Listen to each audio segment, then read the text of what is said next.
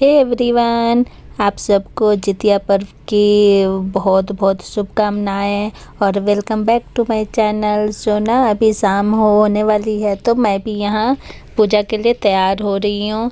तो हमारे में क्या है ना, ये जो श्राद्ध पक्ष चल रहा है, पितृपक्ष, इसमें नए कपड़े नहीं पहनते हैं। तो मैंने पुरानी साड़ी ही पहनी है। तो मैंने ढूंढा क्या पहनूं तो फिर ये साड़ी मिली मुझे, तो मैंने इसे ही सोचा पहन लेने को। ये साड़ी ना मेरी बहुत पुरानी है और इसके ब्लाउज की डिज़ाइन देख लो। अब तो मैं ऐसे नहीं, पहले पागलों की तरह मैं डिज़ाइन बनाया करती थी, तो ये मैंने बहुत पहले बनाया हुआ था और अभी तो ऐसे नहीं पहनती। और पता नहीं क्या हो गया है, जब से मैं बीमार हुई हूँ तब से मेरा वेट बढ़ ही नहीं रहा और मैं जो भी कपड़े पहन रही हूँ ना, सारे मुझे ढीले ढीले हो रही है। ब्लाउज भी मुझे ढीली आ रही है और सूट तो बिल्कुल भी नहीं पहन पा रही। मुझे ना वो टाइट पहनने की आदत है, मैं ढीली सूट भी नहीं पहन पाती हूँ। तो ना सूट को क्या टाइट करने से ना उसके शेप भी ख़राब हो जाते हैं। तो फिर इसीलिए, और आज तो मेरा मन भी नहीं था कि ब्लाउज को टाइट करके पहनना है ऐसा कुछ। तो मैं सोचे कि चलो थोड़ा 2-3 घंटे की बात है, सो मैंने सोचा पहन लेते हैं और थोड़ा सा मेकअप सेकअप कर लेते हैं, वीडियो फ़ोटो अच्छी आती है। तो मैंने थोड़ा सा ही फाउंडेशन लगाया था, ज़्यादा कुछ किया भी नहीं। फाउंडेशन लगाने के बाद थोड़ा सा काजल लगाया और आईलाइनर नहीं लगाई, तो मैंने सोचा थोड़ा सा ये मस्कारा लगा लेती हूँ। लिपस्टिक लगाई, सिंदूर लगाया और बिंदी लगाई और बस बैठ गई मैं पूजा में। ये जितिया ना मैंने ग्वालियर में बनवाया था, जब मेरे हस्बैंड की पोस्टिंग थी ग्वालियर में, हम वहीं रह रहे थे उस टाइम। मैंने वहीं पे बनवा लिया था, बनवाया नहीं था, रेडीमेड ही ख़रीदा था।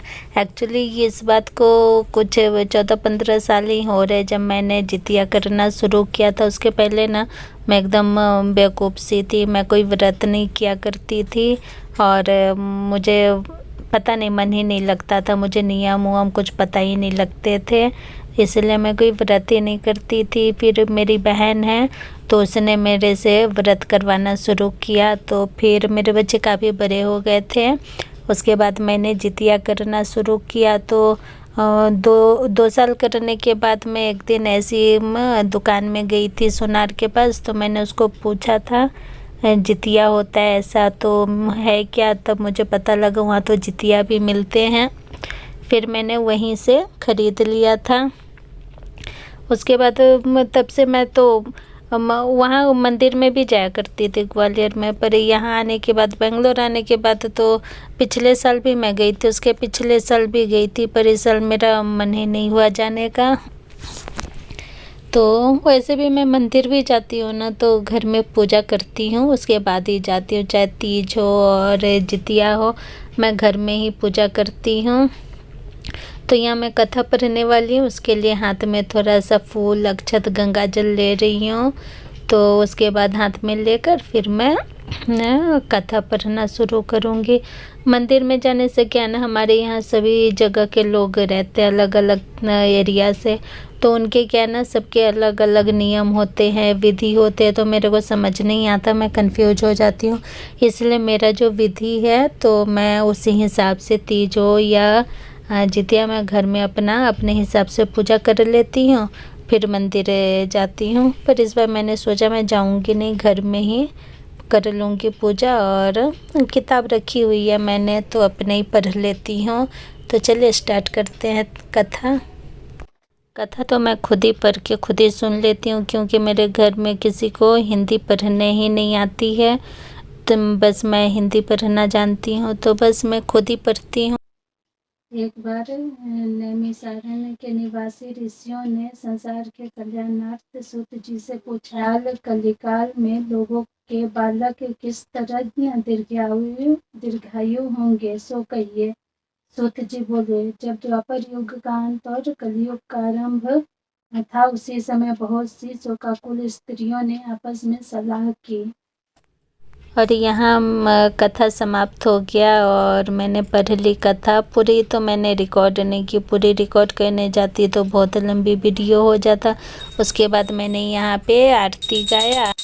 जय गणेश जय गणेश जय गणेश देवा, माता जाकी पार्वती पिता महादेवा।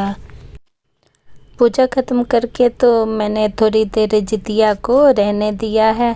उसके बाद तो उठा के बच्चों के गले में पहनाते हैं ना, पहले तो मैं भी उठाऊंगी यहाँ से जब, तो पहले अपने दोनों बच्चों के गले में पहनाऊंगी। और वो तो मैं रिकॉर्ड करूँगी नहीं क्योंकि मेरे बच्चे आते नहीं मेरी वीडियो में, तो फिर उनको पहना कर मैं खुद भी पहनूंगी और बस हो जाएगा मेरा आज का जितिया पर्व। उसके बाद क्या करना है, यहाँ देख लीजिए मैं आ गई हूँ अपने बच्चों को पहना कर। मैंने सोचा यहीं बैठ के कैमरे में ही पहनती हूँ और बस पहन लिया। उसके बाद तो उठेंगे, कपड़े वपड़े चेंज करेंगे।